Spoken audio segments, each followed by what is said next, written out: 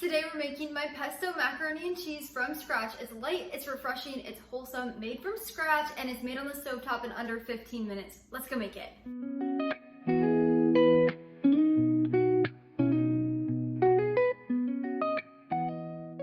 Real quick before we get started, I want to mention you can find my full written recipe linked down in the description below. Just click that link, it'll take you over to my blog where you can print and save it at any time. Let's get started. To get started, we've got a medium-sized saucepan filled about 1/4 of the way full with water. I've added in about a teaspoon of sea salt to help flavor it, stirred it, and now we're bringing it to a boil.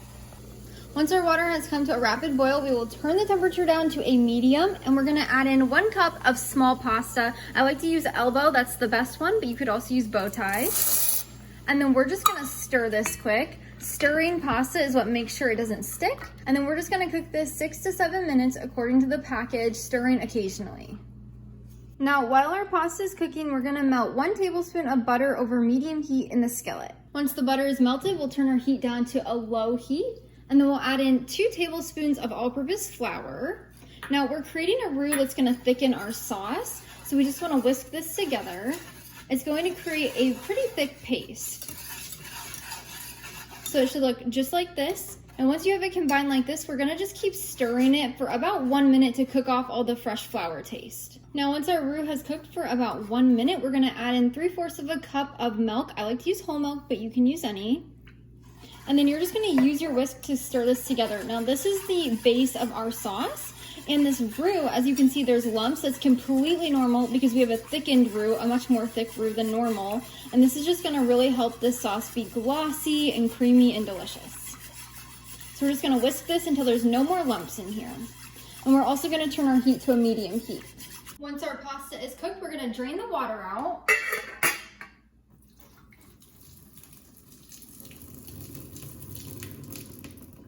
Once the water is drained out, we're gonna set this pan aside until our sauce is finished. Now once you've got all of those clumps smoothed out, you will see it starting to thicken up a bit. If it starts to thicken so much that it kind of congeals on the bottom, that's perfectly fine. Just turn your heat down a little bit and keep stirring. Next, we're gonna add in 1 teaspoon of sea salt and 1 teaspoon of white distilled vinegar. I like to get organic. That just balances out the cheese and makes it really savory and delicious. And then we're just gonna whisk this together. Next, we're gonna add in 1/4 of a cup of shredded white cheddar cheese. I like to shred my cheese at home using a block and a box grater. It just melts so much better when you're making a homemade mac and cheese. And then we're also gonna add in 3/4 of a teaspoon of shredded Gouda cheese. This stuff is so creamy and delicious. And then over a low-medium heat, we're just gonna whisk this together until all the cheese is melted and smooth. Once our cheese sauce is smooth and all that cheese is melted, just like this, we're gonna add in our pesto. So we'll add in 1/4 of a cup of pesto into our sauce. Now I like to use homemade pesto. I'll leave the link down in the description below for my homemade recipe, but you can use any. And then we're just gonna whisk this in.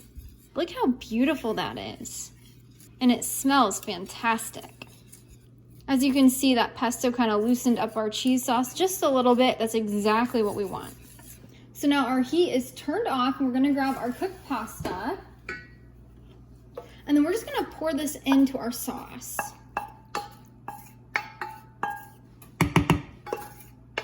Now we're just gonna fold this pasta in. I love it when mac and cheese makes that sound. That means it's so creamy and gooey. Oh, it looks so good.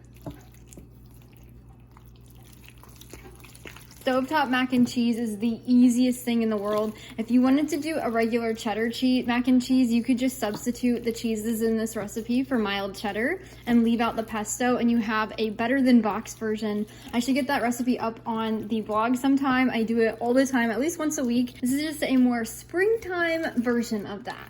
Once your pasta is folded in here, it's ready to take off the burner and ready to serve. And that's how you make my pesto macaroni and cheese from scratch on the stovetop. It takes under 15 minutes and it's a side that you will absolutely love. Let's give it a try. It just smells so light and refreshing. This is so good. It's creamy. It has a light pesto flavor in there. This is such a good spring recipe. I hope you love it just as much as my husband and I do. Again, you can find my full written recipe linked down in the description below. Just click that link, it'll take you over to the blog where I have tons of serving ideas and storage tips, as well as you can print this recipe out at any time. If you're looking for another light and refreshing spring recipe, I highly recommend trying out my Italian chopped salad. It's become my husband and I's favorite salad, and I know we're gonna eat it so much this spring and summer. But until next time, go serve God by loving your family one recipe at a time.